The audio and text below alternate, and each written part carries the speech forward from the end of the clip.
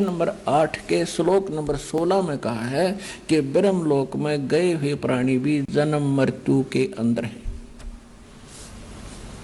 देखिएगा, ये है श्रीमद् भगवत गीता। हमने अब उठा ली, श्री देवी पुराण रख दी।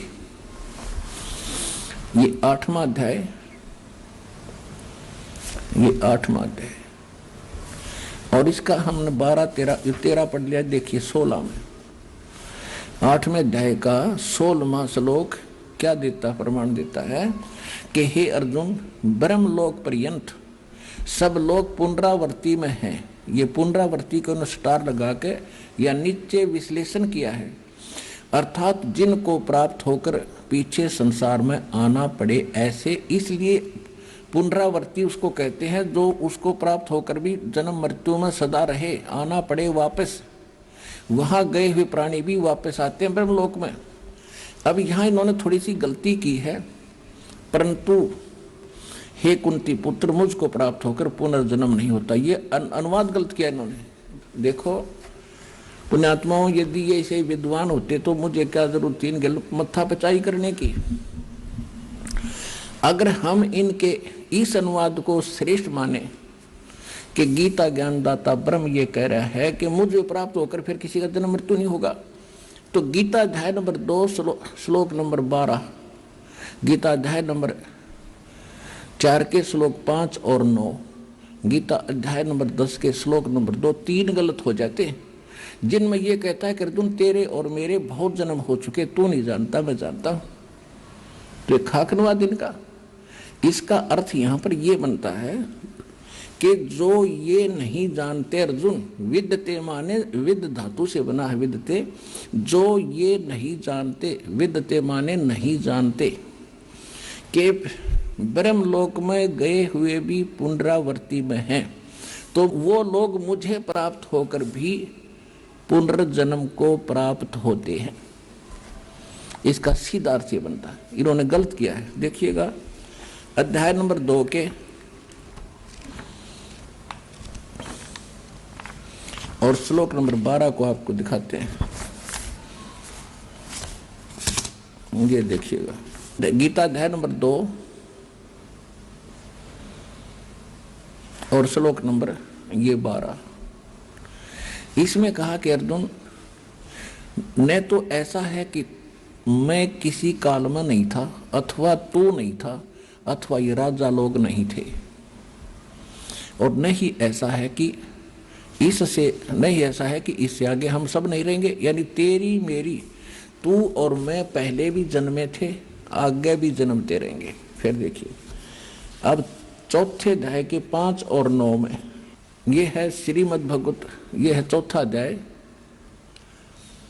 और श्रीमद् भगवत गीता, श्रीमद् भगवत गीता और अध्याय 4थे अध्याय का 5वां श्लोक। अब यहां इसका अनुवाद है, हे प्रणतम अर्जुन, मेरे और तेरे बहुत से जन्म हो चुके हैं, उन सबको तू नहीं जानता किंतु मैं जानता हूं। अब देखिए 9 में क्या कहा है कि हे अर्जुन, मेरे जन्म और कर्म दिव्य माने अलौकिक हैं। इस प्रकार जो मनुष्य तत्व से जान लेता है वह शरीर को त्याग कर फिर जन्म को प्राप्त नहीं होता और मुझे ही प्राप्त होता है। अब यू क्या कहता है कि जो इसका सीधा सा अर्थ है कि अर्जुन तेरे और मेरे बहुत जन्म हो चुके हैं और मेरे जन्म और कर्म अलौकिक हैं, यानी और जो इनको नहीं जानता वो मुझे ही प्राप्त होता है, जो इस तत्व से परिचित नहीं है वो मुझे ही प्राप्त रहता है, और मेरे और तेरे जन्म मृत्यु बहुत होली है। सीधी सी बात है। अब 10वें अध्याय का 2रा श्लोक कति कंसेप्ट क्लियर कर देगा। ये देखिएगा 10वां अध्याय श्रीमद् भगवत गीता, ये यहीं पर है। मेरी उत्पत्ति को प्रभाव माने जन्म को न देवता लोग जानते हैं और न महर्षि जानते हैं, क्योंकि मैं सब प्रकार से देवताओं का और महर्षियों का आदि कारण हूं। अब इससे क्या सिद्ध हो गया गीता ज्ञान दाता ये ब्रह्म है, ज्योत निरंजन काल है, सर्वपुरुष है। इसका जन्म परमात्मा कबीर जी से हुआ। एक अंडे में उसके वचन शक्ति से एक आत्मा उसमें प्रवेश हुई, तब ये परमात्मा के वचन से इसका जन्म हुआ। और इस ज्योत निरंजन से और दुर्गा से ब्रह्मा विष्णु महेश और सब अन्य प्राणियों की उत्पत्ति हुई। तो ये कह रहा है कि मेरे जन्म को ना देवता जानते, ब्रह्मा विष्णु महेश, ना ये ऋषि जान सकते, क्योंकि ये मेरे से जन्मे हैं। तो जैसे पिता की डेट ऑफ बर्थ संतान नहीं जानते, पिता के जन्म को संतान नहीं जान सकती, दादा बता सकता है। तो सबके दो दादाजी, सबके जनक कबीर परमेश्वर जी ने आकर हमें बताया है इसके जन्म को, और जो आज दास ने आपके सामने खोला है।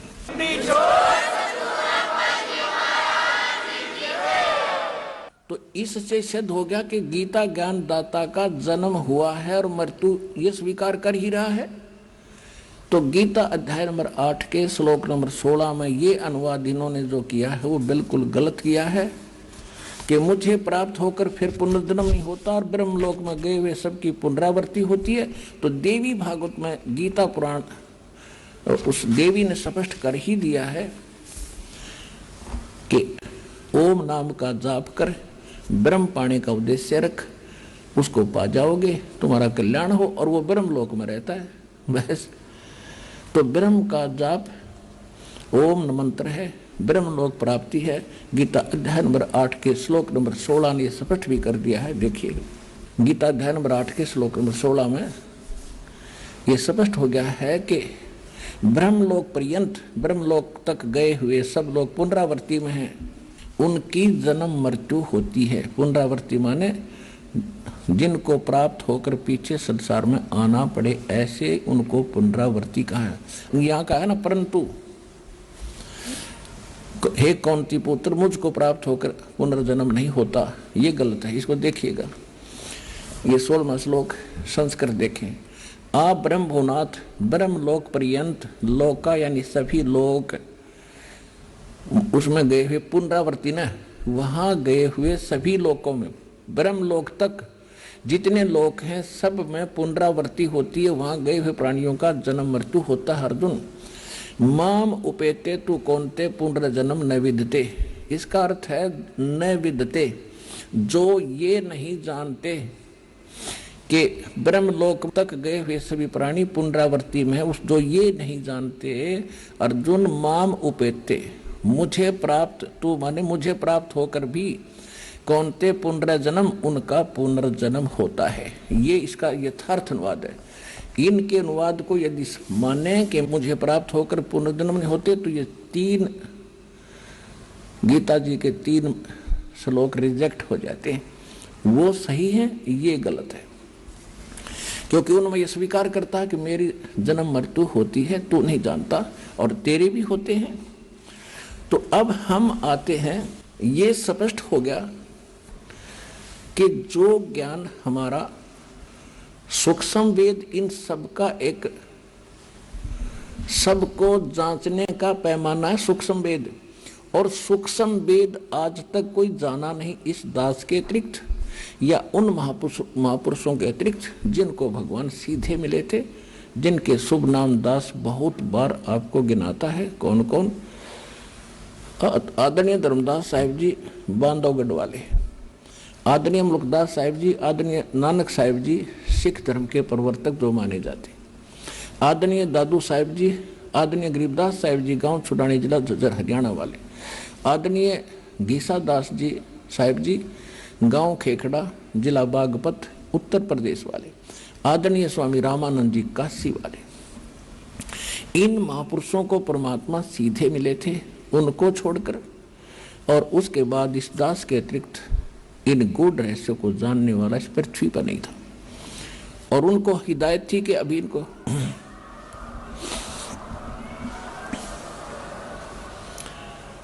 और उन महापुरुषों को सख्त हिदायत थी कि अभी ये सार्वजनिक ना करना। धर्मदास मेरी लाख दुहाई, ये सार शब्द की तबार न जाई। सार शब्द बाहर जो पढ़ी, बिचली पीडी हंस न तरही। धर्मदास मेरी लाख दुहाई, ये मूल ज्ञान कहीं बार न जाई। मूल ज्ञान बाहर जो पढ़ी, बिचली पीडी हंस नी तरही। मूल ज्ञान और सार नाम को तब तक छुपाई जब तक द्वादश पंथ ना मिट जाए। जब तक ये काल के सारे पंथ ना मिटे तब तक इसको छुपा के रखना। और बिचली पीढ़ी, यदि ये पहले सार्वजनिक हो गया तो मेरा दास आवेगा, वो कैसे भिन्नता बताएगा। तो सभी महापुरुषों को, नानक साहिब जी को भी यही कह दिया था कि इसको, इस मंत्र को भी किसी को मत बताना। अब ये तो स्पष्ट हुआ, ये प्रमाणित हुआ कि सूक्ष्म वेद वो तो कंप्लीट स्पिरिचुअल नॉलेज है। ये देखिएगा श्रीमद् भगवत गीता अध्याय नंबर 4 का श्लोक नंबर 32, इसको भी थोड़ा निर्णय करेंगे आज इसका। चौथे अध्याय का 34वां श्लोक, ये देखिएगा यजुर्वेद अध्याय नंबर 4 का और श्लोक नंबर 32। इसमें क्या लिखा है? एवं बहुविधा यज्ञा वितता ब्रह्मणे मुखे। यो ब्रह्मणे मुखे यहां गड़बड़ कर रखी इन्होंने अनुवाद में। कर्मजान विदितान सर्वान एवं ज्ञात्वा विमोक्षसे। इन्होंने अनुवाद कैसा किया है कि इस प्रकार और भी बहुत तरह के, यानी ये पहले जो बताए हैं 25 से लेकर, ये 25 से लेकर 30 तक का जो ज्ञान पहले बताया इसने, ये चौथे अध्याय का चौथा अध्याय और 25वें श्लोक से इन्हें शुरू किया है कि दूसरे अपने माने कुछ दूसरे योगीजन देवताओं के पूजन रूपी यज्ञ माने धार्मिक अनुष्ठान, धार्मिक कार्यों का अनुष्ठान, बलि भारती अनुष्ठान किया करते हैं। कुछ तो देवताओं की पूजा करते हैं और कुछ ब्रह्म अग्नि, ये परब्रह्म नहीं, ब्रह्म की पूजा करते हैं। और कुछ आत्म यानी अपने आत्म चिंतन ही करते रहते हैं। और कुछ कान आदि इंद्रियों को रोक राख के संयम करके हठ योग करते हैं। कुछ हवन किया करते हैं। कुछ वैसे ही का सब शरीर में शब्द सुनते रहते हैं। और 27 में फिर कहा है कि दूसरे योगी जन इंद्रियों की संपूर्ण क्रियाओं को और प्राणों की समस्त क्रियाओं को ज्ञान से प्रकाशित आत्म संयम योग में अग्नि में हवन किया करते हैं। यानी कुछ ऐसे कहते हैं कि बस आंख बंद करके बैठ जा और सांस बाहर आओ उस पर ध्यान रख, अंदर जाओ उस पर ध्यान रख। ये उनकी साधना है। सांस पर ना ध्यान करेगा तब विवाद आ रहा है।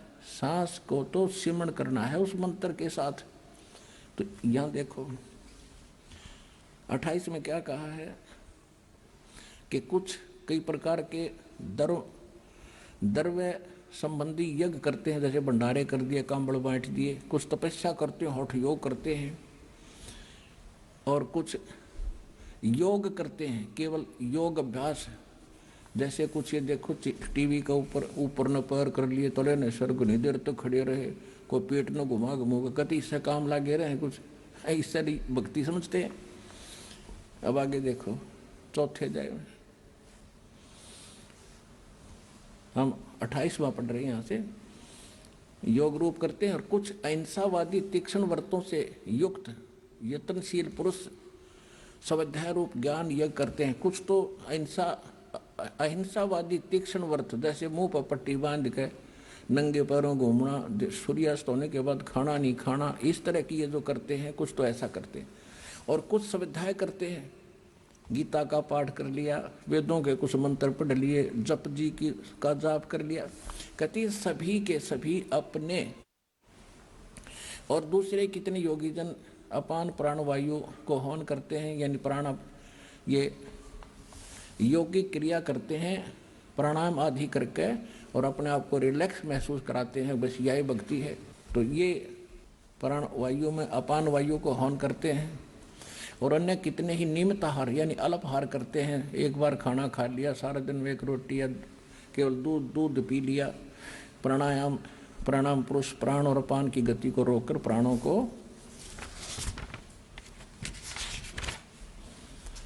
प्राणों में ही हवन किया करते हैं, यानी सांस मद को देखते रहते हैं।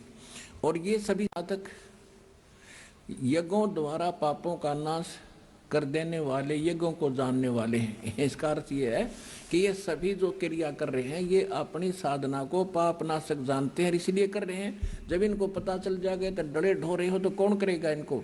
कोई भी जो साधना कर रहा है उसको सही मान रहा है तभी तो कर रहा है।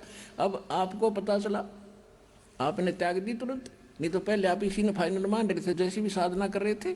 इसका ये अर्थ है। अब 32वें श्लोक पर आते हैं हम, चौथे अध्याय के 32वें श्लोक। देखिएगा, अध्याय नंबर 4 का अब श्लोक नंबर 32। इसमें कहा है कि इस प्रकार, इनका अनुवाद पढ़ते हैं, इस प्रकार और भी बहुत तरह के यज्ञ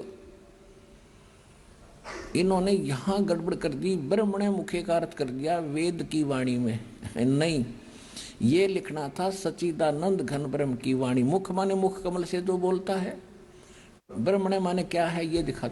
अपनात्मा गुरु बिन काहू न पाया ज्ञाना, जो थोथा भूस छड़े मूड किसाना। गुरु बिन वेद पढ़े जो प्राणी, समझन सारे रहे अज्ञानी। ये सारे अज्ञानी थे, किसी को भी कख पता नहीं था अध्यात्म मार्ग का, और बने बैठे थे महर्षि मुंडलेश्वर आचार्य और शंकराचार्य। अपना जीवन नाश कराया, हमारे पूर्वज डबो दिए, भूत बनवा दिए। अब ये दास बताएगा आपको ज्ञान। देखिएगा, अध्याय नंबर 17 श्रीमद् भगवत गीता और 23वें श्लोक में, ओए होए, ओम तत् सत इति निर्देशः ब्रह्मणे तिर्विधः समर्थः। तिर्विधः ब्राह्मणा तेन वेदा च यज्ञा च विहिता पुरा। 23 नंबर, इसमें अनुवाद सही किया इन्होंने। ओम ओम तत् तत् सत सत। तत् और सत का इन्हें सपने में बिना पता लग गया। अब ये गूढ़ रहस्य हैं। आज का जो सत्संग है विशेष होगा आपके लिए। ये ओम तत् सत, ये 3 मंत्र हैं। किसके? ये देखिएगा, इन्हीं के शब्दों में। ऐसे ये त्रिविध है, 3 प्रकार का ब्रह्मणे माने सच्चिदानंद घन ब्रह्म का नाम कहा है। तो ब्रह्मणे माने सच्चिदानंद घन ब्रह्म, यानी परम अक्षर ब्रह्म, सच्चिदानंद घन ब्रह्म। ब्रह्मणे माने सच्चिदानंद घन ब्रह्म। अब देखिए, यानी गीता ज्ञान दाता से अन्य वो परम अक्षर ब्रह्म है। जैसे गीता अध्याय नंबर 7 के श्लोक नंबर 29 में गीता ज्ञान दाता ने कहा कि अर्जुन, जो मेरे इस ज्ञान का आश्रय कर लेगा, कि तत्वदर्शी संत की खोज कर लेगा, उसके पश्चात जो जरा और मरण से छूटने के लिए वो प्रयत्न करते हैं, इस संसार की किसी वस्तु की इच्छा नहीं रखते, तो वो व्यक्ति उस तत्व ब्रह्म से और सारे दातों से और सब कर्मों से परिचित है। 8वें अध्याय के प्रथम मंत्र में गीता ज्ञानदाता से अर्जुन ने प्रश्न किया कि हे भगवान, फिर वो तत्व ब्रह्म क्या है? गीता ज्ञानदाता ने 3रे श्लोक में 8वें अध्याय में कहा है वो परम अक्षर ब्रह्म है। देखिएगा, ये भी कंसेप्ट क्लियर करेंगे। ये 7वां अध्याय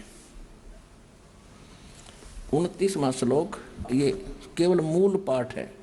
इसमें लिखा है कि जरा मरण मोक्षाय। जरा माने वृद्धावस्था, मरण माने मृत्यु, मोक्षाय माने मोक्ष के लिए माम आश्रिता यतंती ते, मेरा इस ज्ञान का आश्रय कर लेते हैं कि तत्वदर्शी संत को खोज ले। उसके खोजने के बाद ये ते जो खोज लेते, ते माने वे ब्रह्म तत्विदु, तत्ब्रह्म मन उस ब्रह्म को जानते हैं। कर्षणम अध्यात्म कर्म च अखिलम, के सारे अध्यात्म को और सभी कर्मों से वो परिचित हैं। अब इनका अनुवाद देखते हैं। जो मेरे शरण होकर जरा और मरण से छूटने के लिए यत्न करते हैं। ये जरा मन लिखना था वृद्ध अवस्था का कहर, बुढ़ापे के दुख से और मृत्यु के दुख से छूटने के लिए जो प्रयत्न करते हैं वे, ते माने वो व्यक्ति, तत् ब्रह्म, तत् ब्रह्म, तत् माने उस, ब्रह्म माने ब्रह्म यानी काल को, संपूर्ण अध्यात्म को और तथा संपूर्ण कर्मों को जानते हैं। अब यहाँ अर्जुन ने पूछा, 8वां अध्याय सामने है बिल्कुल, एक श्लोक और बीच में है 30वां। इसमें कोई विशेष नहीं कहा कि जो मुझे जानते हैं वो मुझे ही प्राप्त होते हैं, बस अंतकाल में मुझे ही जानते हैं और मुझे ही जानते हैं, बस मेरे तक ही उनकी बुद्धि सीमित है। फिर यहाँ 8वें अध्याय के प्रथम मंत्र में अर्जुन ने पूछा, किम तत्ब्रह्म किम अध्यात्म किम कर्म पुरुषोत्तम अधिभूत च किम प्रोक्तम अधिदेवम किम उच्यते। वह तत्ब्रह्म क्या है? इसका उत्तर अध्याय नंबर 8 के और श्लोक नंबर इस 3 में दिया है। वह परम अक्षर ब्रह्म है। अक्षरम ब्रह्म परमम, परम अक्षर ब्रह्म है। अपुणात्माओं, आपकी पीएचडी करवा दूंगा और अंगुलियां नोट करवा दूंगा सारे शास्त्रों के श्लोक मंत्र, चाहे ब्रह्मा जी और विष्णु आजी आपके सामने, चाहे शिव जी आजी हो, सबके ज्ञान में परास्त कर दोगे उनको। अब देखिएगा श्रीमद् भगवद गीता अध्याय नंबर 4 का श्लोक नंबर 32 में आगे इसमें कहा है कि इस प्रकार, यानी जो 25 से 30 तक बताया है उससे ऐसे इस प्रकार बहुत तरह के यज्ञ माने धार्मिक अनुष्ठानों की जानकारी। ब्रह्मणे माने सच्चिदानंद घन ब्रह्म कहो, परम अक्षर ब्रह्म कहो, पूर्ण परमात्मा कहो, सत्य पुरुष कहो, अमर पुरुष कहो, उसको कबीर देव कहो। वो कबीर परमात्मा सह शरीर सतलोक से चलकर आता, ये वेद बताते हैं कि अपने मुख कमल से वो कवियों की तरह आचरण करता हुआ अपने तत्व ज्ञान का प्रचार करते हैं। वो तत्व ज्ञान है, वो सूक्ष्म वेद है, वो सच्चिदानंद घन ब्रह्म की वाणी है, वो कबीर वाणी है जो भगवान खुद बोलते हैं अपने मुख से। और इसमें मूल पाठ में संस्कृत भी स्पष्ट करती है, ब्रह्मणे मुखे, मुख माने मुंह, मुख, और ब्रह्मण माने सच्चिदानंद घन ब्रह्म यानी परम अक्षर ब्रह्म। परम अक्षर ब्रह्म के मुख से उच्चरित वाणी में धार्मिक यज्ञों यानी धार्मिक अनुष्ठानों की जानकारी विस्तार से कही गई है, वो तत्व ज्ञान है। देखो अब चौथे अध्याय का 32वां श्लोक आपको 10 अनुवाद करके समझा रहा है। इस प्रकार और भी बहुत तरह के यज्ञ माने धार्मिक अनुष्ठान सच्चिदानंद घन ब्रह्म की वाणी में, परमेश्वर के मुख से उच्चरित वाणी में, कबीर वाणी में, उस तत्व ज्ञान में विस्तार से कहे गए हैं। उन सबको तू, ये कहता कर्म जान, मन इंद्री और शारीरिक क्रियाओं द्वारा संपन्न होने वाले जान। कर्म जान माने परमात्मा जो ज्ञान देगा सूक्ष्म वेद में, वो क्रियाएं काम करते करते करनी होती हैं। शारीरिक क्रियाओं को काम करते करते उसका सेवन और ध्यान भजन करना होता है। कर्म जान यानी मन इंद्रियों और शारीरिक क्रियाओं द्वारा संपन्न होने वाले जान, वो ऐसे होते हैं। इस प्रकार तत्व से जानकर उनके अनुष्ठान द्वारा कर्म बंधन से तू सर्वथा मुक्त हो जाएगा। अब ये स्पष्ट हो गया कि सूक्ष्म वेद वो है जो परमात्मा स्वयं आकर अपने मुख कमल से बोलता है। वेद भी यही बताते हैं कि वो परमात्मा सतलोक में रहता है, वहां से सह शरीर आता है गति करके और अच्छी आत्माओं को मिलते हैं, उनको ज्ञान से परिचित कराते हैं यथार्थ ज्ञान, और कवियों की तरह आचरण करते हुए वो गूढ़ रहस्यों और गुप्त मंत्रों को आविष्कृत करते हैं। अब ये स्पष्ट हो गया। अब चौथे अध्याय के 34वें श्लोक में आपको बताते हैं।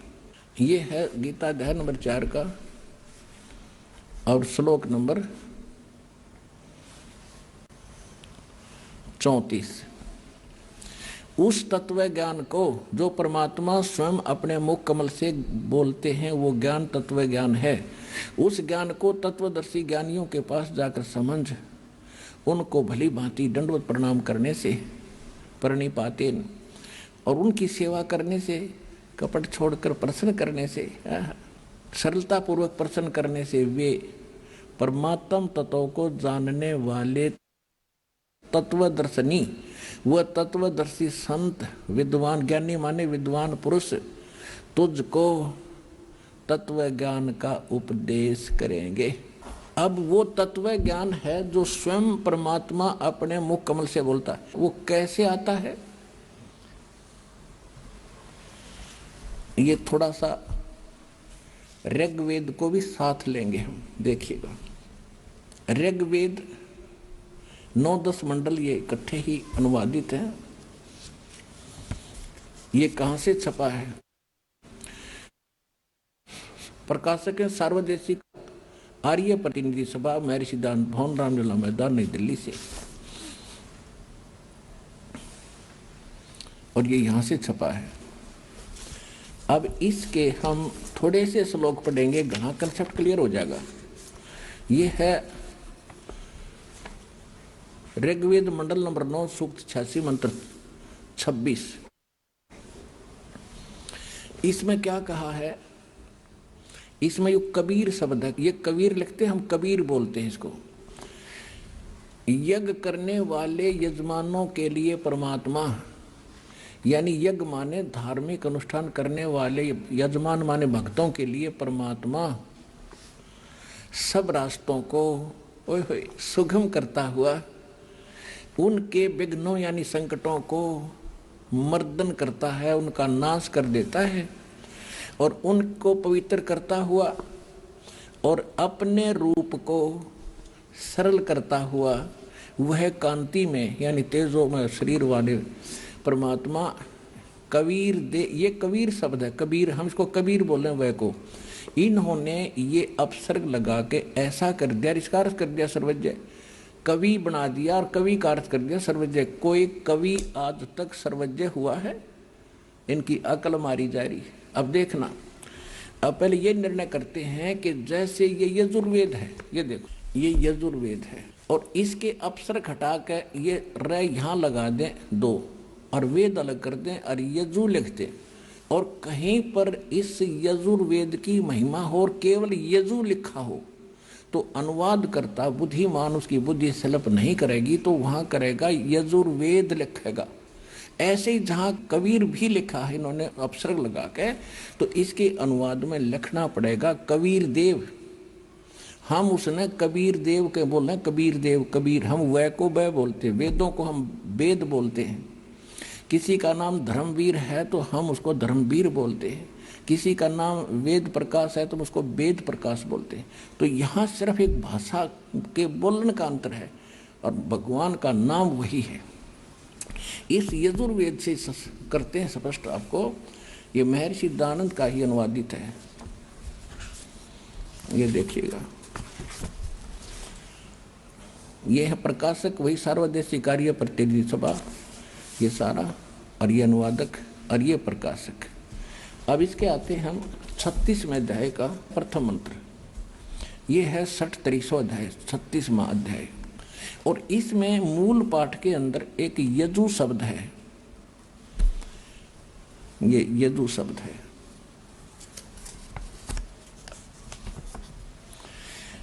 रच्चम वाचम परपदे मनो यजु परपदे, ये यजु शब्द है ओनली। ये यजुर्वेद की महिमा है यहाँ पर। तो यहाँ पर इस महर्षि दानंद ने ठीक अनुवाद कर दिया। यहाँ देखो, ये इसी का अनुवाद है। ये लिखता है,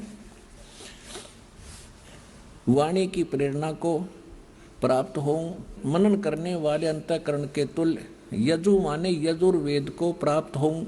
तो यहाँ यजुर्वेद की महिमा थी, बेशक यजु लिखा था तो इन्होंने यजुर्वेद लिखना पड़ा। अगर यजु भी लिखा है तो ये अंडरस्टूड है कि उसको समझाने के लिए यजुर्वेद लिखना पड़ेगा कि यजुर्वेद के विषय में कहा जा रहा है। ठीक इसी प्रकार अब हम फिर आते हैं इस ऋग्वेद के ऊपर। ये वहीं से प्रकाशित, आपको ये यहाँ से, ये इसके प्रकाशक है वही जो, और ये यहाँ से ये प्रकाशित है। अब हम ऋग्वेद मंडल नंबर 9 सूक्त 86 का मंत्र 26 फिर पढ़ेंगे। ये देखो 26, यज्ञ करने वाले यजमान माने भक्तों के लिए, यज्ञ माने धार्मिक अनुष्ठान यानी भक्ति करने वाले भक्तों के लिए परमात्मा सब रास्तों को सुगम करता है हुआ उनके विघ्नों यानी संकटों का नाश करता है, मर्दन करता है और उनको पवित्र करता हुआ और अपने रूप को सरल करता हुआ। परमात्मा का वहाँ सतलोक में शरीर की शोभा इतनी है, एक रोम में, एक बाल में, रोमकूप में करोड़ सूर्य मिला दे, करोड़ चंद्रमा, इतना नूर है। और पूरी बॉडी का कितना हो गया? मनुष्य दृश्य है परमात्मा। तो अगर वो एज इट इज यहाँ आ जाता, हमारी आंखें बंद हो जाए, हम देख नहीं सकते, तो अपने उस रूप को हल्का तेज पुंज का सरल करके और सिंपल बना कर आते हैं।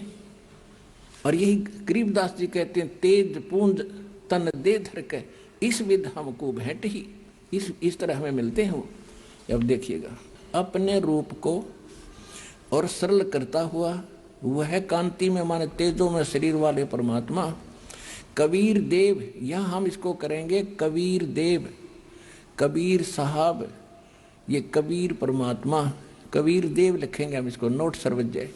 वो कबीर देव यानी कबीर साहब विद्युत के समान क्रीड़ा करता हुआ, यानी बिजली जैसी गति से, वर्णीय माने वर्णीय पुरुषों को प्राप्त होता है। वर्णीय माने अच्छी आत्माओं को, आदरणीय श्रेष्ठ आत्माओं को वो परमात्मा आकर मिलता है। और वो कहाँ रहता है? देखो, यही ऋग्वेद मंडल नंबर 9 सूक्त 86 के मंत्र 27 में स्पष्ट है कि जो परमात्मा ध्रुलोक के यानी सतलोक के तीसरे पृष्ठ पर विराजमान है, ओहो, वहां बैठा है वो परमात्मा, साकार है। आगे देखो, अब दिखाते हैं इसी ऋग्वेद मंडल नंबर 9 सूक्त 82 का 82 का, ये देखिएगा, ऋग्वेद मंडल नंबर 9 सूक्त 82 और मंत्र नंबर 1 यहां पर है। इसमें कहा है कि जो सर्व उत्पादक प्रभु, सोम माने सबका उत्पादक परमात्मा, प्रकाश रूप सद्गुणों की वृष्टि करने वाला और पापों का हरण करने वाला, सब पापों का नाश करने वाला है, वह है राजेव। राजेव माने राजा के समान, राजा के समान, राजेव, ये यहाँ राजेव है, राजेव राजा के। यहाँ देख लो 269 पृष्ठ पे, और ये दिखाएंगे 270 पृष्ठ पे। कोई जो ना कहे जब पृष्ठ गणा बदल गए होंगे। 270 पृष्ठ पे राजेव माने राजा के समान, ओए होए, राजा के समान दर्शनीय है, वो देखण में राजा की तरह है, सिंहासन पर बैठा है। आपने परमात्मा के द्वारा बताई हुई वाणी से धर्मदास जी ऊपर देख कर आए थे, वो कल आपने एक सत्संग में सुना भी था कि वहाँ परमात्मा का एक सिंहासन है, सिंहासन पर परमात्मा विराजमान है, उसके सिर पर मुकुट है। यही गरीबदास जी कहते हैं, अरस कुर्स पर, आसमान के अंतिम छोर पर अर्श कुर्स पर सफेद गुमज है, जहां परमेश्वर का डेरा। कहते हैं सवेत चक्र शर मुकुट विराज, ऊपर छतर, सवेत छतर शर मुकुट विराज, और देखत ना उस चेहरे लो। ये निराकार निराकार कह बकवास कर रहे हैं कि तुमने साधना ठीक मिली नहीं, भगवान वो दिखाई दिया नहीं जिसके सिर पर सफेद छतर है, सिर पर मुकुट है और सिंहासन पर विराजमान है। यही वेद बता रहे कि वो परमात्मा देखने में राजा के समान है, राजा की तरह बैठा हुआ मुकुट माकुट पहनकर, वो देखने में राजा के समान दर्शनीय माने देखने जो के देखने में उस प्रकार है। और वह है पृथ्वी आदि लोक लोकांतरों के चारों ओर शब्दमान हो रहा है। वह वर्णीय पुरुष को, वर्णीय माने अच्छी आत्मा को, श्रेष्ठ व्यक्ति को, जो दृढ़ भक्त है, ओए होए, जो दृढ़ भक्त है उसको पवित्र करता हुआ मिलता है, उसको आकर मिलता है। और जिस प्रकार विद्युत स्नेह वाले स्थानों को आधार बनाकर प्राप्त होता है, ओए होए। अब देखियो कितना स्पष्ट कर दिया वेद ने कि जैसे वो परमात्मा कबीर देव, वो सबकी रचना करने वाला, पाप नाश करने वाला वो परमात्मा राजा के समान देखने में मनुष्य दृश्य है, और वो वहां से चलकर आता है, अच्छी आत्मा को मिलता जो दृढ़ भक्त होते हैं, जो मालिक ने कह दिया डगमग नहीं हुए, वही उसी तरह चले। जैसे सभी महापुरुषों को कह दिया था परमात्मा ने, जिनको वो मिले थे कि भी इस ज्ञान को अभी छुपा के रखना, इस नाम को कहीं बताना नहीं किसी को, अपने अनुयायियों को। तो इन सभी महापुरुषों ने कति गुप्त कर दिया, लिख दिया, लेकिन आगे छींट नहीं लगने दी। ये दृढ़ भगत थे, इनको गवाह बनाया। तो यहाँ ये स्पष्ट हो रहा है कि वो परमात्मा ऐसे आता है जैसे आकाशीय बिजली, आकाश की बिजली और कोई धातु विशेष पर गिरती है जहां उसका अट्रैक्शन होता है। पुराने समय में हम छोटे छोटे से जब कभी वर्षा होती थी, बिजली कड़कती थी और बाहर कोई बर्तन रह जाता था आंगन में, उस समय कांसी धातु के थाली बेले गिलास कटोरे होया करते थे, कांसी धातु के। अब तो वो रहे नहीं। कांसी धातु के बेले थाली रहते थे और कांसी धातु पर बिजली विशेषकर गिरती थी। तो हमारी दादी जी कहती थी कि इनको अंदर रख लो, ना तो बिजली गिर जाएगी इन पे। तो यहाँ क्या बता रहा है कि जैसे बिजली, आकाशीय बिजली एक अपने सने वाले स्थानों को आधार बनाकर गिरती है, ऐसे ही परमात्मा उन्हीं को मिलता है जो उसके प्रिय होते हैं, जो उनके मिलन जोग्य होते हैं। उन्हीं महापुरुषों को आकर भगवान मिलता है। जैसे बिजली गिरती है उसी स्थान पर, उसी धातु पर जिसका उसके प्रेम है, लगाव है, जो उसके अट्रैक्शन है। तो उन महापुरुषों को किन किन को मिले परमात्मा? उन दृढ़ भक्तों को, आदरणीय धर्मदास साहिब जी को, आदरणीय मुल्कदास साहिब जी को, आदरणीय दादू साहिब जी को, आदरणीय नानक साहिब जी को, आदरणीय गरीबदास साहिब जी को, गांव छुरानी जिला जोधर हरियाणा वाले को, आदरणीय गीसादास साहिब जी गांव खेकड़ा जिला बागपत उत्तर प्रदेश वाले को, आदरणीय स्वामी रामानंद जी काशी वाले को। और वो परमात्मा आते किस लिए हैं ये देखो। ऋग्वेद मंडल नंबर 9 और सूक्त नंबर 82 हम पढ़ रहे हैं। इसका मंत्र नंबर 1 हमने पढ़ लिया, अब 2 पढ़ेंगे। हे परमात्मन, आप किस लिए आते? हे परमात्मन, उपदेश करने की इच्छा से आप, ओए होए, तत्व ज्ञान बताने की इच्छा से आप महापुरुषों को प्राप्त होते हो।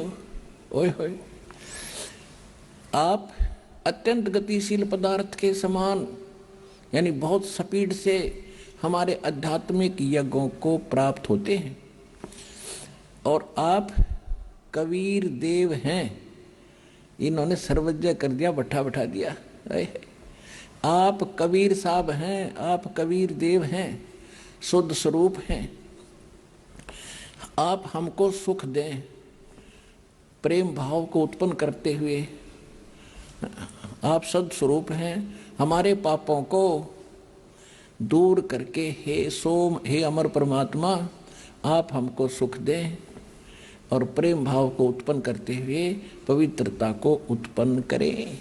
स्पष्ट हो गया कि आप कबीर देव हैं, कबीर साहब हैं, और ज्ञान उपदेश देने के उद्देश्य के लिए ही आप यहाँ मिलते हो, आते हो। और दिखाते हैं आपको ऋग्वेद मंडल नंबर 9 सूक्त 20 के और मंत्र नंबर 1 में आपको दिखाते हैं। ये देखिएगा, ऋग्वेद मंडल नंबर 9 सूक्त 20 और मंत्र नंबर 1 में यहाँ क्या लिख रखा है? पर कबीर देव, ओए ये शब्द लिखा है कबीर देव, हे कबीर परमेश्वर, कबीर देव। इसका अर्थ इन्होंने क्या है? वह परमात्मा कबीर देव मैं दावी कर दिया कबीर का है, और देव वित्ते कर दिया। पर कबीर देव वित्ते अयो, वह परमात्मा कबीर देव है और सबका रक्षक है। इसका सीधा सा अर्थ है विद्वानों की तृप्ति के लिए, यानी भक्तों के लिए, विद्वानों को ज्ञान से तृप्त करने के लिए ज्ञान को देता है।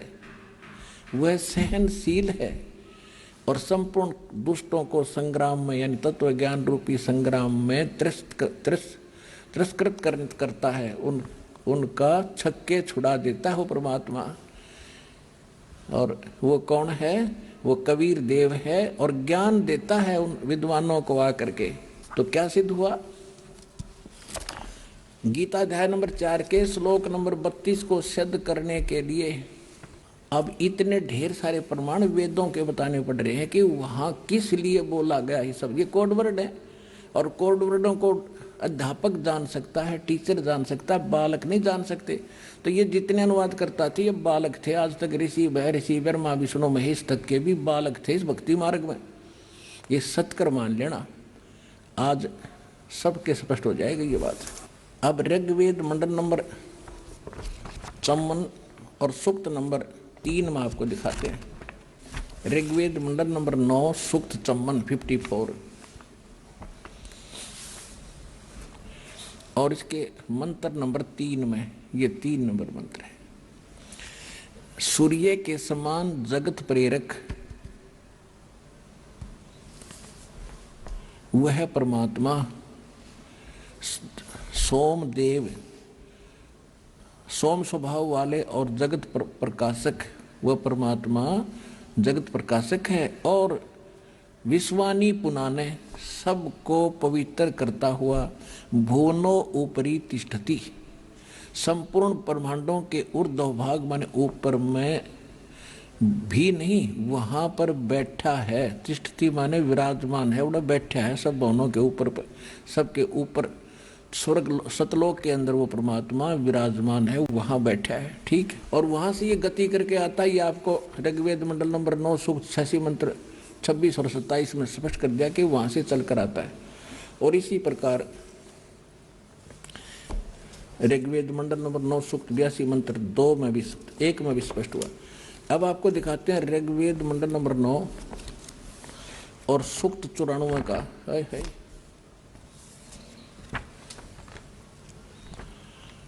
अब ये देखिएगा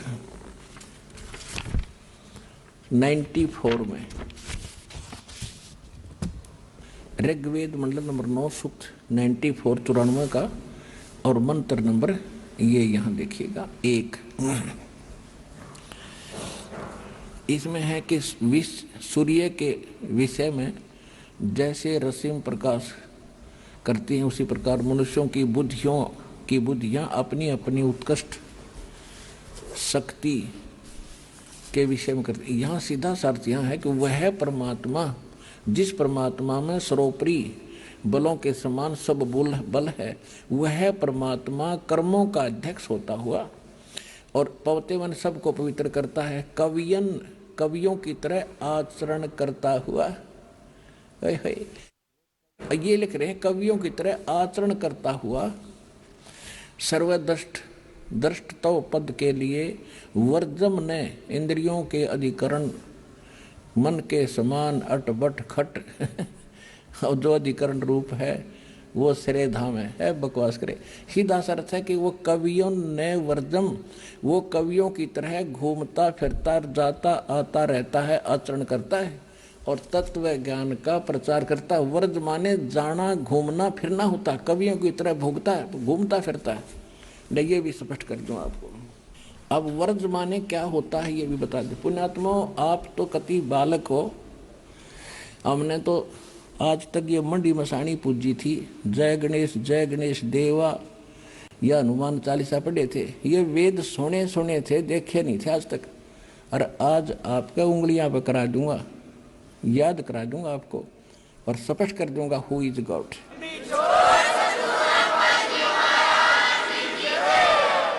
परमात्मा कहते हैं, नौमन सूत उलझिया, ये ऋषि रहे झकमार और सतगुरु ऐसा सुलझा दे, उलझे न दूजी बार।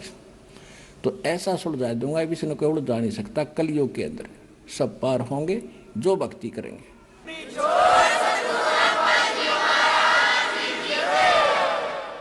अब देखिए, ये है एक डिक्शनरी है, शब्दकोश, हिंदी संस्कृत हिंदी कोश। आइए अब हम उन श्रद्धालुओं के अनुभव जानते हैं जो जगत गुरु तत्वदर्शी संत रामपाल जी महाराज जी से दीक्षा प्राप्त कर चुके हैं तथा उनके द्वारा बताए गए भक्ति मार्ग पर चल रहे हैं। सर नमस्कार। नमस्कार जी। सर क्या नाम है आपका? मैं सतनाम सिंह, सन ऑफ जगीर सिंह, पिंड इब्राहिमवाल, ਜ਼ਿਲ੍ਹਾ ਕਪੂਰਥਲਾ, तहसील ਭਲੱਥ, पंजाब इंडिया का रहने वाला हाँ। सर, संत रामपाल जी महाराज जी से नाम दीक्षा लेने से पहले आप क्या भक्ति साधना करते थे? मैं सिखां दे घर होण करके ਪੰਜਾਂ ਬਾਣੀਆਂ ਦਾ ਪਾਠ ਕਰਦਾ ਸੀ, बहुत ही लगन दे नाल ਜਿਸ ਤਰ੍ਹਾਂ ਮੈਂ ਸਵੇਰੇ 3 ਵਜੇ ਉੱਠਦਾ ਸੀ, ਉਸ ਤੋਂ ਬਾਅਦ ਪਹਿਲੇ ਮੈਂ ਆਪ ਇਸ਼ਨਾਨ ਕਰਦਾ ਸੀ। ਉਸ ਤੋਂ ਬਾਅਦ ਫਿਰ ਜਿਹੜੇ ਮੈਂ ਤਖਤ ਤੇ ਬੈਠਦਾ ਸੀ ਉਸ ਨੂੰ ਵੀ ਇਸ਼ਨਾਨ ਕਰਾਉਂਦਾ ਸੀ, ਔਰ ਉਸ ਤੋਂ ਬਾਅਦ ਮੈਂ ਸੁੱਚੇ ਧੋਤੇ ਹੋਏ ਬਸਤਰ ਪਹਿਨ ਕੇ ਉਸ ਦੇ ਉੱਪਰ ਤਖਤ ਤੇ ਬੈਠ ਕੇ ਫਿਰ ਮੈਂ ਪੰਜਾਂ ਬਾਣੀਆਂ ਦਾ ਪਾਠ ਕਰਦਾ ਸੀ। ਉਸ ਤੋਂ ਬਾਅਦ ਅਰਦਾਸ ਕਰਦਾ ਸੀ। ਦਿਨੇ ਮੈਂ ਸਤਨਾਮ ਵਾਹਿਗੁਰੂ ਦਾ ਜਾਪ ਕਰਦਾ ਸੀ। ਸ਼ਾਮ ਨੂੰ ਰਹਿਰਾਸ ਔਰ ਅਰਦਾਸ ਕਰਦਾ ਸੀ। ਸੌਣ ਲੱਗੇ ਫਿਰ ਕੀਰਤਨ 16 ਅਰਦਾਸ ਕਰਦਾ ਸੀ। ਇਹ ਮੇਰਾ ਕਈ ਸਾਲਾਂ ਦਾ ਨਿਤਨੇਮ ਸੀ ਜੋ ਮੈਂ ਕਰਦਾ ਸੀ, ਤੇ ਮੇਰੇ ਖਿਆਲ ਬਣਿਆ ਕਿ ਮੈਂ ਸਿੱਖ ਹੋਣ ਦੇ ਕਰਕੇ ਕਿ ਸਾਡਾ ਗੁਰੂ ਗ੍ਰੰਥ ਸਾਹਿਬ ਜੋ ਨੇ ਉਹ ਸਾਡੇ ਗੁਰੂ ਨੇ, ਤੇ ਗੁਰੂ ਗ੍ਰੰਥ ਸਾਹਿਬ ਨੂੰ ਵੀ ਪੜ੍ਹਨਾ ਚਾਹੀਦਾ। ਤੇ ਮੈਂ ਫਿਰ 4 ਸੈਂਚੀਆਂ 4 ਭਾਗ ਹੁੰਦੇ ਆ, ਉਹ ਮੈਂ ਘਰ ਲੈ ਕੇ ਆਇਆ ਤੇ ਮੈਂ ਸਾਰੇ ਗੁਰੂ ਗ੍ਰੰਥ ਸਾਹਿਬ ਮਹਾਰਾਜ ਦੀ ਬਾਣੀ ਨੂੰ ਪੜ੍ਹਿਆ। ਤੇ ਉੱਥੋਂ ਮੈਨੂੰ ਇਹ ਪਤਾ ਲੱਗਿਆ ਕਿ ਕੋਈ ਸਾਧੂ ਸੰਤ ਗੁਰੂ ਬਣਾਉਣਾ ਚਾਹੀਦਾ ਹੈ। ਤੇ ਫਿਰ ਮੈਂ ਇੱਕ ਗੁਰੂ ਬਣਾਇਆ ਜੋ ਨੰਗਲੀ ਸਾਹਿਬ ਡੇਰਾ ਹੈ ਯੂਪੀ ਦੇ ਵਿੱਚ, ਜਿਨ੍ਹਾਂ ਤੋਂ ਸ਼੍ਰੀ ਅਨੰਦਪੁਰ ਧਾਮ ਡੇਰੇ ਵੀ ਨਿਕਲੇ ਹੋਏ ਨੇ। ਉਹ ਨੰਗਲੀ ਧਾਮ ਤੋਂ ਹੀ ਇੱਕ ਗੁਰੂ ਸਨ ਜੋ ਬਟਾਲੇ 'ਚ ਰਹਿ ਰਹੇ ਸਨ। ਉਹਨਾਂ ਦਾ ਨਾਮ ਸੀ ਸ਼ਬਦ ਜੋਗਾਨੰਦ ਮਹਾਰਾਜ ਜੀ। ਉਹਨਾਂ ਤੋਂ ਮੈਂ ਨਾਮ ਪ੍ਰਾਪਤ ਕੀਤਾ ਤੇ ਉਹ ਨਾਮ ਸੀ ਸੋਹੰਗ ਸ਼ਬਦ। ਤੇ ਉਸ ਦੇ ਜਪਣ ਦੀ ਵਿਧੀ ਇਸ ਤਰ੍ਹਾਂ ਸੀ ਕਿ ਸੋ ਸ਼ਬਦ ਜਿਹੜਾ ਹੈ ਉਹ ਅੰਦਰ ਲੈਣਾ ਔਰ ਹੰਗ ਸ਼ਬਦ ਜਿਹੜਾ ਉਹ ਬਾਹਰ ਨਿਕਾਲਣਾ, ਉਹਦੀ ਇਹ ਵਿਧੀ ਸੀ। ਉਹ ਸ਼ਬਦ ਫਿਰ ਮੈਂ ਬਹੁਤ ਹੀ ਲਗਨ ਦੇ ਨਾਲ ਜਾਪ ਕਰਦਾ ਹੁੰਦਾ ਸੀ, ਉੱਠਦੇ ਬੈਠਦੇ ਸੌਂਦੇ। ਫਿਰ ਮੈਂ ਇੱਕ ਵਾਰ ਜਦੋਂ ਇੱਕ ਪੁਸਤਕ ਪੜ੍ਹੀ ਕਬੀਰ ਸਾਹਿਬ ਮਹਾਰਾਜ ਦੀ, ਤੇ ਉਹਦੇ ਵਿੱਚ ਉਹ ਪੁਸਤਕ ਦੇ ਵਿੱਚ ਬਾਣੀ ਸੀ ਕਰ ਨੈਣੋ ਦਿਦਾਰ ਮਹਿਲ ਮੇ ਪਿਆਰਾ ਸਾ। ਉਹਦੇ ਵਿੱਚ ਇਹ ਦੱਸਿਆ ਸੀ ਕਿ 7 ਲੋਕ ਜਾਣਦੇ ਸ਼ਬਦ ਕਿਹੜੇ ਨੇ। ਤੇ ਉਹ ਫਿਰ ਜਿਹੜੇ ਮੇਰੇ ਗੁਰੂ ਜੀ ਸਨ ਉਹ ਮਹੀਨੇ ਵਿੱਚ ਇੱਕ ਵਾਰ ਮੇਰੇ ਘਰ ਆਉਂਦੇ ਸਨ, ਸਤਸੰਗ ਕਰਦੇ ਸਨ ਗੁਰਦੁਆਰੇ। ਤੇ ਮੇਰੇ ਘਰ ਉਹ ਜਦੋਂ ਆਏ ਤੇ ਮੈਂ ਉਹਨਾਂ ਨੂੰ ਕਿਹਾ ਜੀ ਮੈਂ ਇਸ ਤਰ੍ਹਾਂ ਕਬੀਰ ਸਾਹਿਬ ਦੀ ਬਾਣੀ ਪੜ੍ਹੀ ਹੈ, ਕਰ ਨੈਣੋ ਦਿਦਾਰ ਮਹਿਲ ਮੇ ਪਿਆਰਾ ਹੈ, ਤੇ ਉਹਦੇ ਵਿੱਚ ਇਹ ਸ਼ਬਦ ਨੇ ਕਿ 7 ਲੋਕ ਕਿਸ ਤਰ੍ਹਾਂ ਜਾਇਆ ਜਾ ਸਕਦਾ, ਤੇ ਇਹ 7 ਲੋਕ ਦੇ ਸ਼ਬਦ ਮੈਂ ਪੜ੍ਹੇ ਆ। ਤੇ ਉਹਨਾਂ ਨੂੰ ਜਦੋਂ ਮੈਂ ਇਹ ਕੁਐਸਚਨ ਕੀਤੇ ਤੇ ਉਹਨਾਂ ਨੇ ਅੱਖਾਂ ਥੱਲੇ ਨੂੰ ਕਰ ਲਈਆਂ ਤੇ ਮੈਨੂੰ ਕੁਝ ਨਹੀਂ ਦੱਸਿਆ। ਤੇ ਮੈਂ ਫਿਰ ਗੁਰੂ ਹੋਣ ਕਰਕੇ ਮੈਂ ਉਹਨਾਂ ਨੂੰ ਅੱਗੋਂ ਕੁਝ ਨਹੀਂ ਬੋਲਿਆ।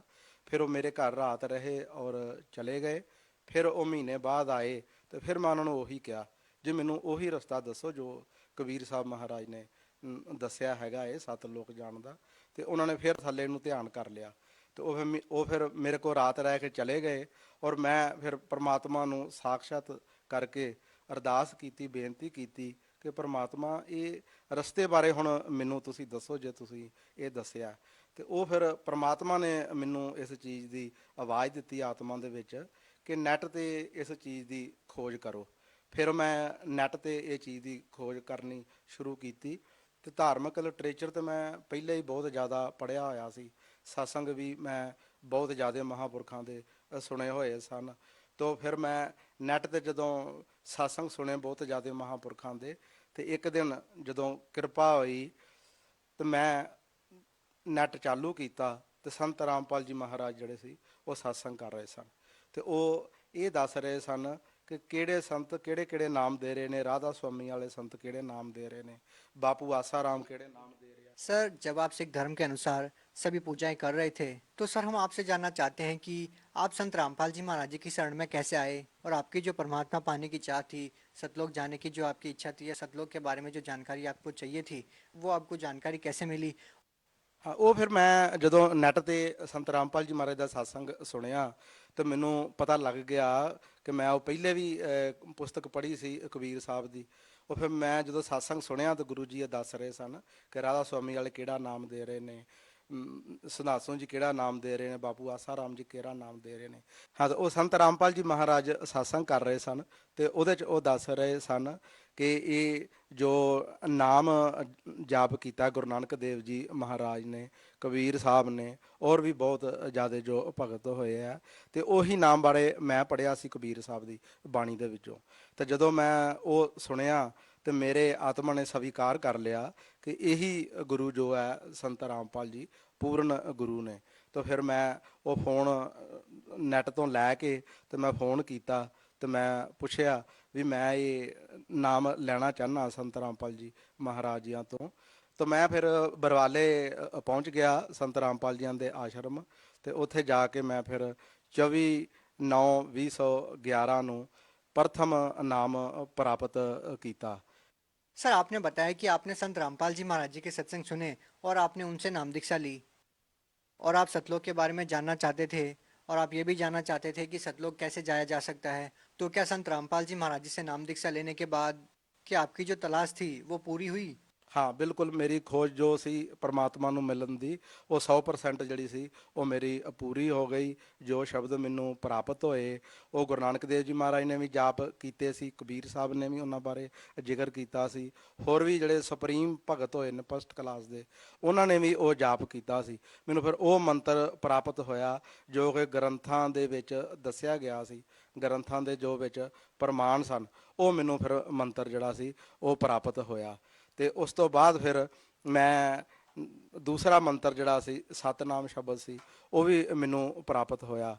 ਤੇ ਸਤਨਾਮ ਸ਼ਬਦ ਦੇ ਨਾਲ ਮੈਨੂੰ ਬਹੁਤ ਜ਼ਿਆਦਾ ਲਾਭ ਹੋਏ। ਜਿਸ ਤਰ੍ਹਾਂ ਮੈਨੂੰ ਮੇਰਾ ਆਪਰੇਸ਼ਨ ਹੋਇਆ ਸੀ, ਘਰ ਦੀ ਦਾ ਵੀ ਆਪਰੇਸ਼ਨ ਹੋਇਆ ਸੀ। ਘਰ ਦੀ ਦੇ ਪਿੱਤੇ ਦੇ ਵਿੱਚ ਪੱਥਰੀ ਸੀ ਔਰ ਅਸੀਂ ਹਸਪੀਟਲ ਗਏ ਹੋਏ ਸੀ, ਤੇ ਉਹਨਾਂ ਦਾ ਆਪਰੇਸ਼ਨ ਹੋਇਆ ਤੇ ਮੈਂ ਹਸਪੀਟਲ ਵਿੱਚ ਹੀ ਸੀ ਅਜੇ, ਤੇ ਮੇਰੇ ਵੀ ਪੇਟ 'ਚ ਬਹੁਤ ਗੈਸ ਬਣਨ ਲੱਗ ਪਈ। ਤੇ ਮੈਂ ਡਾਕਟਰ ਸਾਹਿਬ ਨੂੰ ਮਿਲਿਆ ਤੇ ਵੀ ਮੇਰੇ ਗੈਸ ਬਹੁਤ ਬਣ ਰਹੀ ਹੈ ਪੇਟ ਵਿੱਚ। ਉਹਨਾਂ ਨੇ ਮੇਰਾ ਅਲਟਰਾਸਾਊਂਡ ਕੀਤਾ ਤੇ ਉਹਨਾਂ ਨੇ ਬੋਲਿਆ ਵੀ ਆਪਦੇ ਪਿੱਤੇ ਦੇ ਵਿੱਚ ਪੱਥਰੀ ਹੈ, ਇਹ ਆਪਰੇਸ਼ਨ ਕਰਾਉਣਾ ਪਏਗਾ। ਤੇ ਮੈਨੂੰ ਵੀ ਫਿਰ ਉਹ ਆਪਰੇਸ਼ਨ ਕਰਾਉਣਾ ਪਿਆ। ਪਿੱਤਾ ਜੋ ਸੀ ਉਹ ਡਾਕਟਰ ਸਾਹਿਬ ਨੇ ਨਿਕਾਲ ਦਿੱਤਾ। ਉਸ ਤੋਂ ਬਾਅਦ ਫਿਰ ਮੈਡੀਸਨ ਮੈਂ ਯੂਜ ਕਰਦਾ ਹੁੰਦਾ ਸੀ, ਜਿੱਦਾਂ ਸਵੇਰੇ ਮੈਂ ਗੈਸ ਦੀ ਗੋਲੀ ਲੈਂਦਾ ਹੁੰਦਾ ਸੀ। ਉਸ ਤੋਂ ਬਾਅਦ ਫਿਰ ਜਦੋਂ ਰੋਟੀ ਮੈਂ ਖਾਂਦਾ ਸੀ ਤੇ ਪਾਚਨ ਸ਼ਕਤੀ ਮੇਰੀ ਖਰਾਬ ਹੋ ਗਈ ਸੀ, ਤੇ ਮੈਂ ਫਿਰ ਦਵਾਈ ਯੂਜ ਕਰਦਾ ਸੀ। ਉਹ ਫਿਰ ਮੈਂ ਇੱਕ ਵਾਰ ਬਰਵਾਲਾ ਆਸ਼ਰਮ ਸੰਤ ਰਾਮਪਾਲ ਜੀਆਂ ਦੇ ਆਸ਼ਰਮ ਗਿਆ ਹੋਇਆ ਸੀ, ਤੇ ਮੈਂ ਗੁਰੂ ਜੀਆਂ ਨੂੰ ਬੇਨਤੀ ਕੀਤੀ, ਸੰਤ ਰਾਮਪਾਲ ਜੀਆਂ ਨੂੰ, ਕਿ ਮਹਾਰਾਜ ਜੀ ਮੇਰੇ ਪੇਟ 'ਚ ਗੈਸ ਬਹੁਤ ਬਣਦੀ ਹੈ, ਤੇ ਕਿਰਪਾ ਕਰੋ ਕਿ ਮੇਰੀ ਇਹ ਜਿਹੜੀ ਦਵਾਈ ਹੈ ਇਹ ਛਡਵਾ ਦਿਓ। ਤੇ ਫਿਰ ਪ੍ਰਮਾਤਮਾ ਸੰਤ ਰਾਮਪਾਲ ਜੀ ਮਹਾਰਾਜ ਜੀਆਂ ਨੇ ਬੋਲਿਆ ਕਿ ਠੀਕ ਹੈ, ਪ੍ਰਮਾਤਮਾ ਕਿਰਪਾ ਕਰ ਦੇਗਾ। ਤੇ ਹੁਣ ਮੈਂ ਕੋਈ ਵੀ ਮੈਡੀਸਨ ਜਿਹੜੀ ਹੈ ਉਹ ਯੂਜ ਨਹੀਂ ਕਰ ਰਿਹਾ, ਪ੍ਰਮਾਤਮਾ ਦੀ ਬਹੁਤ ਕਿਰਪਾ ਹੈ। ਤੇ ਹਾਂਜੀ, ਤੇ ਉਸ ਤੋਂ ਬਾਅਦ ਮੈਨੂੰ ਹੋਰ ਵੀ ਬਹੁਤ ਜ਼ਿਆਦਾ ਲਾਭ ਹੋਏ। ਹਾਂ, ਇਹ ਜਦੋਂ ਮੈਂ ਸੰਤ ਰਾਮਪਾਲ ਜੀਆਂ ਤੋਂ ਨਾਮ ਉਪਦੇਸ਼ ਨਹੀਂ ਸੀ ਲਿਆ, ਉਦੋਂ ਮੇਰੇ ਇਹ ਜੋੜ ਵਿੱਚ ਨੁਕਸ ਸੀ ਅੰਗੂਠੇ ਦੇ, ਤੇ ਜੋੜ ਮੇਰਾ ਦਰਦ ਕਰਦਾ ਰਹਿੰਦਾ ਸੀ। ਮੈਡੀਸਨ ਵੀ ਮੈਂ ਯੂਜ ਕੀਤੀ, ਫਿਰ ਵੀ ਕੋਈ ਫਰਕ ਨਹੀਂ ਪਿਆ। ਤੇ ਮੈਂ ਸੰਤ ਰਾਮਪਾਲ ਜੀ ਮਹਾਰਾਜ ਦੇ ਆਸ਼ਰਮ ਗਿਆ ਹੋਇਆ ਸੀ, ਤੇ ਮੈਂ ਸੰਤ ਰਾਮਪਾਲ ਜੀ ਗੁਰੂ ਜੀਆਂ ਨੂੰ ਬੇਨਤੀ ਕੀਤੀ ਕਿ ਗੁਰੂ ਜੀ ਮੇਰਾ ਇਹ ਜੋੜ ਦਰਦ ਕਰ ਰਿਹਾ ਅੰਗੂਠੇ ਦਾ। ਤੇ ਉਹਨਾਂ ਨੇ ਹਿੰਦੀ ਵਿੱਚ ਬੋਲਿਆ ਕਿ ਦਿਖਾਓ ਕੌਣ ਸਾ ਅੰਗੂਠਾ ਹੈ ਆਪਕਾ। ਤੇ मैंने उन्होंने अगे ये कर दिया, उन्होंने ऐसे 2 उंगल लगाया, वो दर्द उसी वक्त ठीक हो गया। ਹੁਣ 6 ਸਾਲ ਹੋ ਗਏ ਨੇ ਇਸ ਦੀ, ਮੈਨੂੰ ਉਹ ਕਦੇ ਵੀ ਦਰਦ ਨਹੀਂ ਹੋਈ। ਫਿਰ ਜਦੋਂ ਮੈਂ ਪਹਿਲੇ ਨਾਮ ਨਹੀਂ ਸੀ ਲਿਆ ਆ ਸੰਤ ਰਾਮਪਾਲ ਜੀ ਮਹਾਰਾਜ ਤੋਂ, ਉਦੋਂ ਮੈਨੂੰ ਸੱਪ ਬਹੁਤ ਦਿਖਾਈ ਦਿੰਦੇ ਹੁੰਦੇ ਸਨ। ਮੈਂ ਕੋਈ ਐਸੀ ਜਗ੍ਹਾ ਨਹੀਂ ਸੀ ਛੱਡੀ ਕਿ ਜਿੱਥੇ ਮੈਂ ਉਸ ਵਾਸਤੇ ਨਾ ਗਿਆ ਹੋਵਾਂ, ਪਰ ਉਹ ਕਿਸੇ ਕੋਲੋਂ ਵੀ ਉਹ ਠੀਕ ਨਹੀਂ ਹੋਇਆ। ਫਿਰ ਮੈਂ ਸੰਤ ਰਾਮਪਾਲ ਜੀ ਨੂੰ ਬੇਨਤੀ ਕੀਤੀ, ਗੁਰੂ ਜੀ ਮੈਨੂੰ ਇਸ ਤਰ੍ਹਾਂ ਸੱਪ ਬਹੁਤ ਦਿਖਾਈ ਦਿੰਦੇ ਆ। ਉਹਨਾਂ ਨੇ ਕਿਹਾ ਵੀ ਪ੍ਰਮਾਤਮਾ ਕਿਰਪਾ ਕਰੇਗਾ। ਉਹ ਮੈਨੂੰ ਹੁਣ ਉਹ ਵੀ ਕਦੇ ਵੀ ਉਹ ਜੋ ਸੱਪ ਦਿਖਾਈ ਦਿੰਦੇ ਸੀ ਉਹ ਕਦੇ ਮੈਨੂੰ ਸੱਪ ਵੀ ਦਿਖਾਈ ਨਹੀਂ ਦਿੱਤੇ। ਫਿਰ ਇੱਕ ਵਾਰ ਮੇਰੇ ਘਰਦਿਆਂ ਨੂੰ ਹਾਰਟ ਦਾ ਨੁਕਸ ਹੋ ਗਿਆ, ਮੈਂ ਉਹਨਾਂ ਨੂੰ ਹਸਪੀਟਲ ਲੈ ਕੇ ਗਿਆ, ਤੇ ਡਾਕਟਰਾਂ ਨੇ ਜਦੋਂ ਚੈੱਕ ਵਗੈਰਾ ਕੀਤਾ ਉਹਨਾਂ ਨੂੰ, ਤੇ ਉਹਨਾਂ ਦੇ ਨਾੜੀ ਬਲੌਕ ਸੀ, ਤੇ ਉਹਨਾਂ ਨੂੰ ਨੁਕਸ ਇਹ ਸੀ ਕਿ ਉਹਨਾਂ ਦਾ ਸਾਹ ਰੁਕਦਾ ਸੀ, ਦਰਦ ਹੁੰਦੀ ਸੀ ਛਾਤੀ ਦੇ ਵਿੱਚ, ਤੇ ਮੈਨੂੰ ਪਤਾ ਸੀ ਕਿ ਇਸ ਤਰ੍ਹਾਂ ਇਹਨਾਂ ਨੂੰ ਇਹ ਨੁਕਸ ਹੈ। ਤੇ ਮੈਂ ਜਦੋਂ ਹਸਪੀਟਲ ਦੇ ਵਿੱਚ ਰਹਿ ਰਿਹਾ ਸੀ 3 ਦਿਨ ਅਸੀਂ ਉੱਥੇ ਰਹੇ, ਤੇ ਜਦੋਂ 3 ਵਜੇ ਤੇ ਮੈਨੂੰ ਜਾਗ ਆ ਗਈ, ਸਵੇਰੇ ਤੜਕੇ ਟਾਈਮ ਦੇ 3 ਵਜੇ, ਤੇ ਮੈਨੂੰ ਵੀ ਉਹੀ ਨੁਕਸ ਹੋ ਰਿਹਾ ਸੀ ਜੋ ਘਰਦਿਆਂ ਨੂੰ ਸੀ, ਕਿ ਮੈਂ ਜਾਣਦਾ ਸੀ ਕਿ ਘਰਦਿਆਂ ਨੂੰ ਵੀ ਇਹੋ ਕੁਝ ਹੁੰਦਾ ਸੀ। ਫਿਰ ਮੈਨੂੰ ਪਤਾ ਲੱਗ ਗਿਆ ਕਿ ਮੇਰੀ ਵੀ ਨਾੜੀ ਜੋ ਹੈ ਉਹ ਬਲੌਕ ਹੋ ਗਈ ਹੈ। ਤੇ ਮੈਂ ਉਦੋਂ ਹੀ ਸੰਤ ਰਾਮਪਾਲ ਜੀ ਮਹਾਰਾਜ ਨੂੰ ਹਸਪਤਾਲ ਦੇ ਵਿੱਚ ਹੀ ਦੰਡਵਤ ਕੀਤਾ, ਤੇ ਮੈਂ ਬੋਲਿਆ ਗੁਰੂ ਜੀ 2 ਲੱਖ ਰੁਪਇਆ ਤੇ ਮੈਂ ਆਪਣੇ ਘਰਦਿਆਂ ਦਾ ਦੇਣਾ ਹੈ, ਤੇ ਮੈਨੂੰ ਵੀ ਇਹ ਨੁਕਸ ਹੋ ਗਿਆ ਹੈ, ਤੇ ਕਿਰਪਾ ਕਰੋ ਮੈਨੂੰ ਇਹ ਨੁਕਸ ਨਾ ਹੋਵੇ। ਤੇ ਉਹ ਨੁਕਸ ਜਿਹੜਾ ਮੇਰਾ ਫਿਰ ਉਸ ਵਕਤ ਠੀਕ ਹੋ ਗਿਆ। ਫਿਰ ਅਸੀਂ ਹਸਪੀਟਲ ਤੋਂ ਘਰ ਆ ਗਏ। ਉਹ ਨੁਕਸ ਫਿਰ ਵੀ ਮੈਨੂੰ ਕਈ ਦਿਨ ਹੁੰਦਾ ਰਿਹਾ ਕਿ ਜਿਸ ਤਰ੍ਹਾਂ ਪ੍ਰਮਾਤਮਾ ਮੈਨੂੰ ਉਹ ਦਿਖਾ ਰਿਹਾ ਸੀ ਕਿ ਇਹ ਨੁਕਸ ਸੀ ਤੁਹਾਨੂੰ ਤੇ ਇਹ ਅਸੀਂ ਠੀਕ ਕਰ ਦਿੱਤਾ ਹੈ। ਤੇ ਉਹ ਨੁਕਸ ਜਿਹੜਾ ਸੀ ਮੇਰਾ 2 ਲੱਖ ਰੁਪਇਆ ਲੱਗਣਾ ਸੀ, ਉਹ ਪ੍ਰਮਾਤਮਾ ਨੇ ਮੈਨੂੰ ਉਸ ਨੁਕਸ ਤੋਂ ਵੀ ਬਚਾ ਲਿਆ। ਉਸ ਤੋਂ ਬਾਅਦ ਫਿਰ ਮੇਰਾ ਬੇਟਾ ਅਮਰੀਕਾ ਕੇ ਲਈ ਬਾਹਰ ਜਾਣਾ ਚਾਹੁੰਦਾ ਸੀ। ਉਹ ਅਸੀਂ 2 ਏਜੰਟ ਕੀਤੇ ਕਿ ਜੋ ਕਿ ਬਾਹਰ ਨਹੀਂ ਸੀ ਉਹ ਜਾ ਪਾ ਰਿਹਾ। ਫਿਰ ਅਸੀਂ ਸੰਤ ਰਾਮਪਾਲ ਜੀ ਮਹਾਰਾਜ ਦੀ ਸ਼ਰਨ ਵਿੱਚ ਚਲੇ ਗਏ ਸੀ ਤੇ ਅਸੀਂ ਸੰਤ ਰਾਮਪਾਲ ਜੀ ਮਹਾਰਾਜ ਨੂੰ ਇੱਕ ਦਿਨ ਬੇਨਤੀ ਕੀਤੀ ਆਸ਼ਰਮ ਦੇ ਵਿੱਚ ਕਿ ਮਹਾਰਾਜ ਜੀ ਮੇਰਾ ਬੇਟਾ ਅਮਰੀਕਾ ਨਹੀਂ ਜਾ ਪਾ ਰਿਹਾ, ਰਸਤੇ ਵਿੱਚੋਂ ਹੀ ਵਾਪਸ ਆ ਜਾਂਦਾ ਹੈ। ਸੰਤ ਰਾਮਪਾਲ ਜੀ ਮਹਾਰਾਜ ਨੇ ਬੋਲਿਆ ਕਿ ਠੀਕ ਹੈ, ਪ੍ਰਮਾਤਮਾ ਕਿਰਪਾ ਕਰੇਗਾ। तो फिर एक दिन संत रामपाल जी महाराज ने मैनू मेरे घर च दर्शन दिते और बोलिया कि आप दा बेटा 15 तरीक नू अमेरिका के लिए चला जाएगा। तो ठीक 15 तरीक नू ही उसकी फ्लैट हो गई तो वो अमेरिका के लिए चला गया। अब अमेरिका विच ही है, बहुत वधिया उसका कारोबार है, तो अमेरिका वो अपना काम कर रहा है।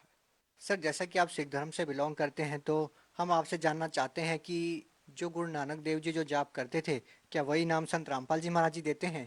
हाँ बिल्कुल जी, जो गुरु नानक देव जी महाराज ने नाम जाप किया उही संत रामपाल जी महाराज ने जो सानू नाम उपदेश दिता और उन्होंने प्रमाण भी दिखाए। जिस तरह बाले मरदाने की जन्म साखी दे विचों एक होर ग्रंथ है गुरु नानक देव जी महाराज का प्राण सांगली ग्रंथ, वो भी दिखाया, उहदे विचों भी प्रमाण दिते। तो वो ये जो नाम है संत रामपाल जी महाराज दे रहे, ये प्रमाणित ज्ञान है, ग्रंथां दे विच ज्ञान है। तो जो सुप्रीम भगत होए हैं उन्होंने इस नाम जाप किया, इस नाम जाप का। सर, आप भगत समाज को क्या संदेश देना चाहते हैं? देखो जी, मैं भगत समाज नूं यही बेनती करांगा कि वो संत रामपाल जी महाराज जी का सत्संग सुन। जो संत रामपाल जी महाराज सत्संग टीवी ते बहुत ज़्यादा चैनलों ते सुना रहे ने और नाल ग्रंथां दे प्रमाण दे रहे ने, और ये वो गुरु जियां दा संत रामपाल जियां दा सत्संग सुन के ते वो नाम प्राप्त करन जो कि 7 लोक लैके जान वाला है। और 84 लाख जूना विच जदों ये नाम जाप कोई करेगा तो नहीं आएगा। तो जो ये नाम लैना चाहुंदा है वो जो टीवी च सत्संग चलदा है तो थल्ले एक लाइन चलदी है, उहदे विच फोन ने भी किथे किथे ये नाम जो है मिलदा है। वो फोन तो तुसी पता कर सकते हो कि साडे नेड़े तो नेड़े किहड़ा नामदान स्थान है, तो तुसी नाम लैके तो ये 84 लाख जूनिया तो आत्मा नूं बचा सकते हो। सत साहब जी, बहुत बहुत धन्यवाद आपका। हाँ, धन्यवाद जी आपका भी।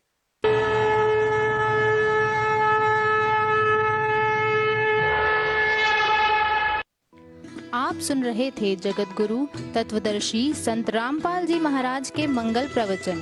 अधिक जानकारी के लिए संपर्क करें 8222 880 541 8222 880 542 8222 880 543।